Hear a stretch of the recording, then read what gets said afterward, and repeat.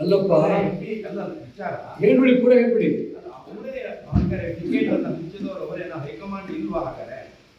High command ಇದೆ, ಆದ್ರೆ ಯಡಿಯೂರಪ್ಪನ ಮೇಲೆ ನಂಬಿಕೊಂಡಿದೆ, ನಂಬಿಕೆ ದ್ರೋಹ ಮಾಡ್ತಾ ಇದ್ದಾರೆ.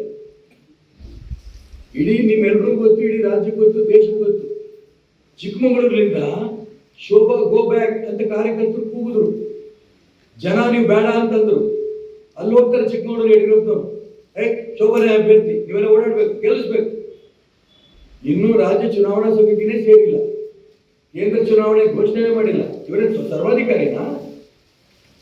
ಸರಿ, ಅದು ಕೊನೆಗೆ ಸೋಲ್ತಾರೆ ಅಂತ ಗೊತ್ತಾದ ತಕ್ಷಣ ಇದೇ ಶೋಭನ್ ಕರ್ಕೊಂಡು ಹೋಗಿ ಬೆಂಗಳೂರು ಉತ್ತರಲ್ಲಿ ನಿಲ್ಲಿಸ್ತಾರಲ್ಲ, ಏನ್ ಕಾರಣ? ಅಷ್ಟೊಂದು ಯಾಕೆ ಶೋಭನ್ ಬಗ್ಗೆ ಮೋಹ? ಯಾಕೆ ಸಿ ಟಿ ರವಿನ ಅಲ್ಲಿ ನಿಲ್ಲಿಸ್ಲಿಲ್ಲ? ಅವ್ರಿಗೆ ಯಾಕೆ ಮೋಸ ಮಾಡಿದ್ರಿ? ಹಿಂದಿನ ಚುನಾವಣೆ ಸಿ ಟಿ ರವಿ ಸೋಲಿಸಿದ ಯಾರು ಅನ್ನೋದು ನಾನು ಇವಾಗ ಹೇಳಲ್ಲ.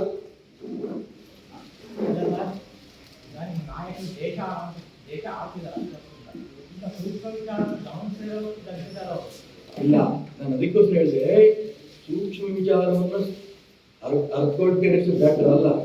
ಆದರೆ ಕರ್ನಾಟಕ ರಾಜ್ಯದಲ್ಲಿ ಅನೇಕ ವರ್ಷ ಪಕ್ಷ ಕಟ್ಟಿದ್ರು ಯಡಿಯೂರಪ್ಪನವರು, ಅನಂತಕುಮಾರ್ ಅವರು, ಶಂಕರ್ ಮೂರ್ತಿ ಅವರು, ಈಶ್ವರಪ್ಪನವರು, ಇವರೆಲ್ಲರ ಜೊತೆಗೆ ಒಳ್ಳೆ ಕೆಲಸ ಮಾಡ್ಕೊಂಡು ಬಂದಿದ್ದಾರೆ.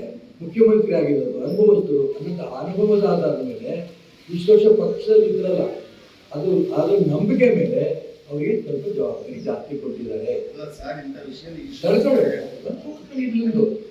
ಜವಾಬ್ದಾರಿ ಕೊಟ್ಟಿದ್ದಾರೆ. ಇದ್ರಾಗೆ ನನ್ನ ಮನೆ ಇಲ್ಲ. ಆ ಜವಾಬ್ದಾರಿ ಕೊಟ್ಟಿರೋದಕ್ಕೆ ಆ ಜವಾಬ್ದಾರಿಗೆ ದ್ರೋಹ ಮಾಡ್ತಿದ್ದಾರೆ. ಕೇಂದ್ರ ನಾಯಕರು ಕೊಟ್ಟಂತ ಜವಾಬ್ದಾರಿಯನ್ನ, ಇವ್ರ ನಂಬಿಕೆ ದ್ರೋಹ ಮಾಡ್ತಾ ಇದ್ದಾರೆ. ಇದನ್ನ ಕೇಂದ್ರಕ್ಕೆ ಅರ್ಥ ಮಾಡಿಸ್ಬೇಕು ಅನ್ನೋದಕ್ಕೋಸ್ಕರ ನಾನು ಚುನಾವಣೆ ನಿಂತಿರೋದು.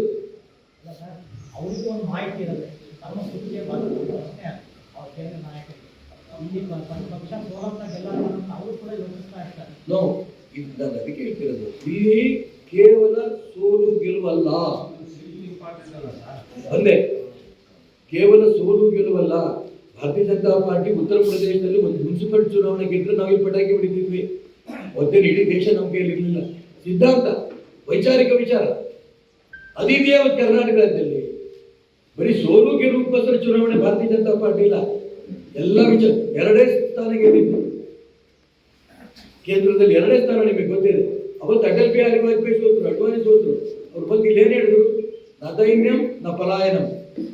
ಯಾರ್ದು ದಯನೂ ನಮ್ಗೆ ಬೇಕಾಗಿಲ್ಲ, ಬೆಂತೋರ್ಸ್ ಓಡೋಗೋದಿಲ್ಲ, ಪಾರ್ಟಿ ಕಟ್ತೀವಿ ಅಂತ ಅವರ ಒಂದು ಹೇಳಿಕೆ ಇದೆ. ಈ ಪಕ್ಷದ ವಿಚಾರ, ಸಿದ್ಧಾಂತ, ಆ ಸಿದ್ಧಾಂತ ಇವತ್ತು ದೇಶದಲ್ಲಿ ಭಾರತೀಯ ಜನತಾ ಪಾರ್ಟಿ ಅಧಿಕಾರಕ್ಕೆ ಬಂದಿರೋದು, ನರೇಂದ್ರ ಮೋದಿ ಪ್ರಧಾನಮಂತ್ರಿ ಆಗಿರೋದು. ಆ ಸಿದ್ಧಾಂತಕ್ಕೆ ಮೋದಿಯವರು, ಅಡ್ವಾಣಿಯವರು, ಅಟಲ್ಜಿಯವರು ಆ ಸಿದ್ಧಾಂತವನ್ನು ಮುಂದುವರಿಸಿಕೊಂಡು ಬರೋದಕ್ಕೆ ಕರ್ನಾಟಕ ರಾಜ್ಯದಲ್ಲಿ ತಿಲಾಂಜಲಿ ಇಟ್ಬಿಟ್ಟಿದ್ದಾರೆ ಯಡಿಯೂರಪ್ಪನವರು. ಅದಕ್ಕೋಸ್ಕರ ಹೋರಾಟ. ರಾಜಕಾರಣ ಮಾಡಿದ್ರು.